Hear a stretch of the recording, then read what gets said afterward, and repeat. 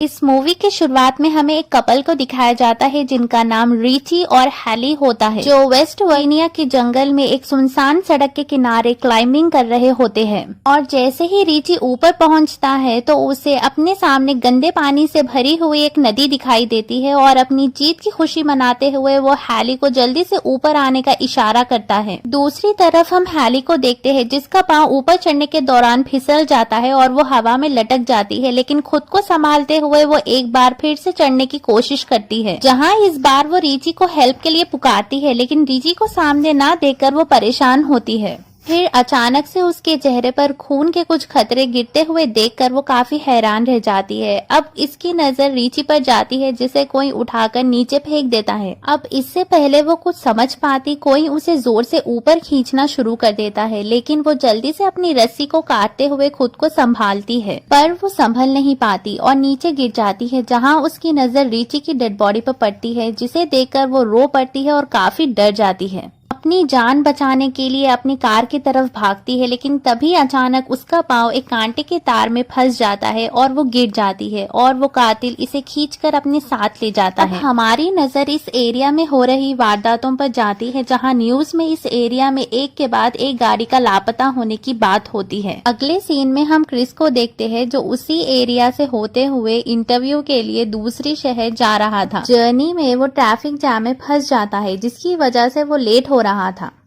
अब वो अपनी गाड़ी से उतरकर आगे वाले ट्रक के ड्राइवर से इस ट्रैफिक जैम की वजह पूछता है, तो ड्राइवर उसे बताता है कि 5 मील दूर एक केमिकल ट्रक पलट गया है, जिसके चलते इसको कई घंटे वहीं गुजारने पड़ेंगे। और ये सब सुनकर क्रिस परेशान होता है, वापस गाड़ी में आकर बैठ जाता है और खुद को ट्रैफिक में फंसा हुआ देखकर वो अपनी गाड़ी को वापस घुमाता है। वो अपने लेट होने की खबर इस कंपनी को देता है, लेकिन एक पहाड़ी एरिया होने की वजह से फोन कट जाता है। अब फोन की तलाश में इसकी नजर एक गैस स्टेशन के बोर्ड पर पड़ती है और वो अपनी गाड़ी वहां ले जाता है। अब रास्ते में उसे एक के बाद एक लावारिस गाड़ियां नजर आती है और इनके बीच से गुजरते हुए वो गैस स्टेशन तक पहुंचता है, जहाँ उसकी नजर गैस स्टेशन के ओनर पर पड़ती है जो किसी बीमारी का शिकार लगता है।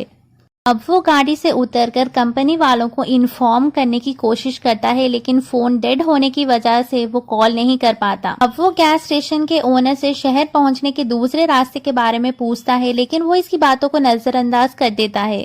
लेकिन तभी उसकी नजर वहां लगे मैप पर जाती है, जहां उसे शहर पहुंचने के लिए कुछ कच्चा रास्ता भी दिखाई देता है। अब वो गैस स्टेशन के ओनर से उस रास्ते के बारे में पूछता है, जिसे सुनकर वो इसे इस रास्ते पर जाने की सलाह दे देता है। फिर वो गाड़ी लेकर उस रास्ते की तरफ निकल पड़ता है, जहां वो घने जंगलों से होते हुए एक इंटरसेक्शन तक पहुंचता है, जहां इसे एक शॉर्टकट रास्ते का बोर्ड दिखाई देता है। अब वो ये सब देखकर अपनी गाड़ी को इस कच्चे रास्ते की तरफ ले जाता है। तब इसकी नजर एक मरे हुए हिरन पर पड़ती है और इसे देखने के चक्कर में इसकी गाड़ी सामने की गाड़ी से टकरा जाती है, जिससे दोनों गाड़ियों का खतरनाक एक्सीडेंट होता है। लेकिन क्रिस इस हादसे में बच जाता है। अब इस गाड़ी के ओनर शोर सुनकर इसकी तरफ आते हैं, जहां वो इसका हाल पूछते हैं। अब खुद को संभालते हुए क्रिस इनसे माफी मांगता है और नुकसान की रकम देने की बात करता है। साथ ही वो इनसे बीच सड़क पर गाड़ी खड़ी करने की वजह पूछता है, जहां फ्रांसिन उसे बताती है कि सड़क पर किसी ने कांटे की तार बिछा रखी थी, जिसकी वजह से इनकी गाड़ी का एक टायर कट गया है। अब इनकी एक सहेली पिछले गैस स्टेशन पर जाके कॉल करने का कहती है, लेकिन क्रिस इन्हें वहां जाने से मना करता है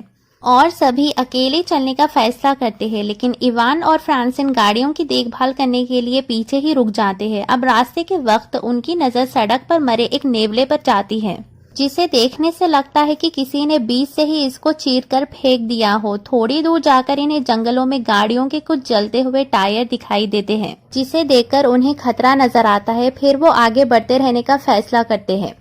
फिर अगले सीन में हम फ्रांसिन और इवान को देखते हैं, जिन्हें पास की झाड़ियों से कुछ हलचल महसूस होती है और वो इस जगह को देखने जाता है। और फ्रांसिन उसे वहां ना पाकर परेशान हो जाती है और उसे ढूंढने उसके पीछे जाती है, और जहां चलते चलते उसकी नजर इवान के एक शू पर पड़ती है। और वो जैसे ही इसके नजदीक पहुंचती है तो इवान का कटा हुआ कान भी दिखाई देता है और वो इसे देखकर रोने लग जाती है कि तभी वो शख्स इस पर पीछे से हमला करते हुए इसे भी मार डालता है। वहीं बाकी लोगों को हम रोड के आखिर में देखते हैं, जहां चलते चलते इनकी नजर एक घर पर जाती है। अब वो मदद मांगने के लिए घर की तरफ जाते हैं। क्रिस ढेर सारे गाड़ियों को देखकर परेशान हो जाता है और मदद मांगने के लिए घर का दरवाजा खटखटाता है। जल्द ही इनको पता चल जाता है कि इस घर में कोई नहीं है। अब वो सब कॉल करने के लिए घर के अंदर आते हैं, जहां उनकी नजर डाइनिंग टेबल पर जाती है, जिसे देखकर लगता है कि बरसों से इस घर में सफाई नहीं हुई। और दूसरी तरफ चश्मे और गाड़ियों की चाबियां मिलती है। अब जैसे ही वो फ्रिज को खोलते हैं, इनके होश उड़ जाते हैं। फ्रिज में ढेर सारे इंसानों का गोश्त देखते हैं और जेसी को भी इस कमरे में वही कांटे का तार दिखता है जिससे इनकी गाड़ी का टायर फटा था। अब ये सब देखकर चारों वहाँ से भागने लगते हैं कि तभी क्रिस की नजर खिड़की से बाहर जाती है, जहाँ इसे एक गाड़ी इनकी गाड़ियों के साथ वहां आते हुए दिखाई देती है। अब चारों घर के पिछले दरवाजे की तरफ भागते हैं, लेकिन दरवाजा बंद होने की वजह से चारों बहुत ज्यादा डर जाते हैं। वही दूसरी तरफ कातिल घर के अंदर आता है। वो अंदर आकर फ्रांसिन की डेड बॉडी को जमीन पर फेंकता है और हमारी नजर वहाँ क्रिस और जेसी पर जाती है, जो इसकी डेड बॉडी को देखकर बहुत डर जाते हैं, सदमे में आ जाते हैं। और वहाँ हम पहली बार 3 आदमखोरों को देखते हैं जो फ्रांसिन की डेड बॉडी को उठाकर टेबल पर रख कर अपने तेज धार औजारों से इसको काटना शुरू करते हैं। जहां ये खूनी मंजर देखकर जेसी काफी चिल्लाने लगती है और स्कॉट उसके मुंह पर हाथ रख देता है। अब कुछ देर बाद वो आदमखोर डेड बॉडी को खा करके गहरी नींद में सो जाते हैं, जहां मौका पाकर सभी दबे पांव वहां से निकलने की कोशिश करते हैं कि इसी बीच एक आदमखोर की नजर इन पर पड़ती है, जिसे देखकर सभी घर के पीछे भागना शुरू कर देते हैं। अब ये देखते ही देखते अचानक वो आदमखोर ढूंढते हुए वहां आ जाता है। फिर क्रिस इनकी गाड़ियां चुराने का प्लान करता है और चिल्लाते हुए इसका ध्यान अपने तरफ करने की कोशिश करता है, लेकिन तभी एक आदमखोर इस पर गोली चलाता है और वो जख्मी होकर गिर जाता है।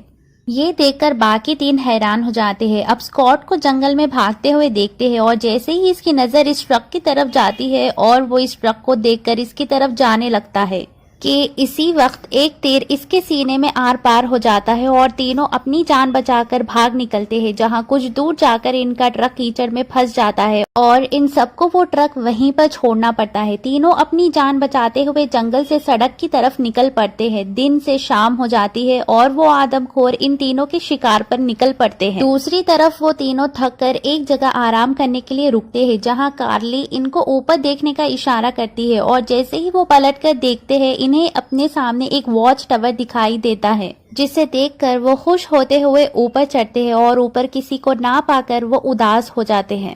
अब जेसी को वहाँ एक फर्स्ट एड बॉक्स मिलता है, जिसकी मदद से वो क्रिस की ड्रेसिंग करती है। दूसरी तरफ कार्ली को एक पुराना रेडियो मिलता है। कार्ली रेडियो ऑन करती है और मदद मांगती है, पर कोई आंसर नहीं आता। क्रिस को नीचे से कोई आवाजें सुनाई देती है और वो देखता है तो इसकी नजर नीचे से गुजर रहे तीनों आदमखोरों पर पड़ती है और तीनों टावर पर चढ़ते हुए दिखाई देते हैं और इनको ऊपर आता देखकर क्रिस वहां रखे हुए सामान को टावर के एंट्री गेट पर रखना शुरू कर देता है और कुछ देर बाद वो इनको वहां से जाते हुए पाता है और काली रेडियो पर अपना लोकेशन बताती है और तभी वो आदमखोर रेडियो की वायर को तोड़ डालते हैं और टावर को आग लगा देते हैं।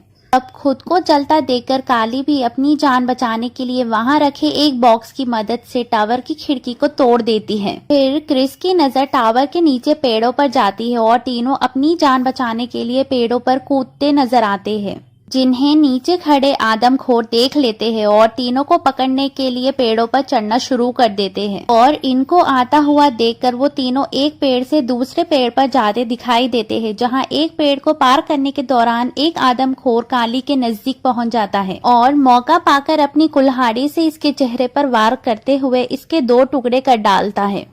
अब क्रिस खुद को संभालते हुए उठता है और तभी उसे अपने पीछे गाड़ी का शोर सुनाई देता है और इसे एक पुलिस की जीप दिखाई देती है और वो भागते हुए इस गाड़ी को रोकता है। जैसे ही पुलिस ऑफिसर इसकी मदद के लिए आगे बढ़ता है, उसी वक्त एक तीर इसकी आंख के आर पार हो जाता है। अब हम एक आदमखोर को देखते हैं जो क्रिस को मारने आता है और क्रिस अपनी जान बचाकर गाड़ी के नीचे छुप जाता है और अब आदमखोर इसे देखने के लिए नीचे झुकता है और गाड़ी के नीचे कुछ न पाकर वो हैरान रह जाता है। अब हम इस घर को देखते हैं जहां इन आदमखोरों ने जेसी को बांधा हुआ था और जैसे ही वन आई आदमखोर जेसी को मारने लगता है, तब क्रिस गाड़ी तेजी से लाकर उसे कुचल डालता है और गाड़ी से उतरते ही वो आखिरी बचे हैवान को नुकीली तीर से हमला करते हुए इसे भी मार डालता है। क्रिस जेसी को बचाते हुए उसे खोलने लग जाता है फिर एक और आदमखोर क्रिस पर हमला करता है, जिसे जेसी देख लेती है और उसे भी मार डालती है। अब वो दोनों घर से बाहर निकलते हैं। फिर क्रिस की नजर पुलिस की गाड़ी पर पड़ती है। गाड़ी के फ्यूल को इस्तेमाल करके वहाँ पर जोरदार धमाका करते हैं और इससे घर की हालत बुरी हो जाती है। अब वो दोनों ट्रक के जरिए गैस स्टेशन तक पहुँचते हैं और ट्रक को अपनी तरफ आता देखकर स्टेशन का ओनर डरकर दरवाजा बंद कर देता है। फिर क्रिस ट्रक से उतरकर वहाँ लगे मैप को निकालकर वहाँ से चला जाता है और ये मूवी यहीं पर एंड हो जाती है।